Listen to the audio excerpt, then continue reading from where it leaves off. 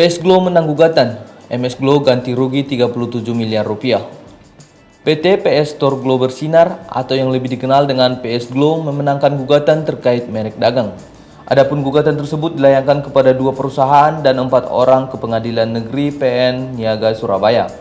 Kasus yang digugat oleh Putra Siregar selaku pemilik itu terdaftar dengan nomor 2-perdata.sus HKI-merek-2022-PN Niaga Surabaya. Sementara putusan atas gugatan ini pun telah dibacakan oleh majelis hakim yaitu Slamet Suripto, Erintua Damanik, dan Dewantoro pada Selasa 12 Juli 2022. Dikutip dari kompas.com, sebagian gugatan tersebut dikabulkan oleh majelis hakim.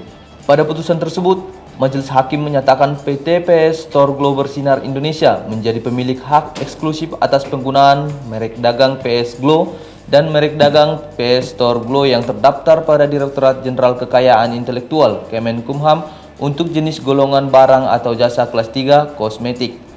Selain itu, keenam tergugat juga dinyatakan oleh majelis hakim tidak berhak dan melawan hukum lantaran memakai merek dagang MS Glow yang memiliki kesamaan pokok dengan merek dagang PS Glow dan PS Store Glow.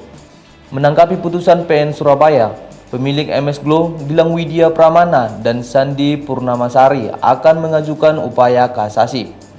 Menurut kuasa hukum MS Glow, Arman Hanis, putusan PN Surabaya dianggapnya tidak adil.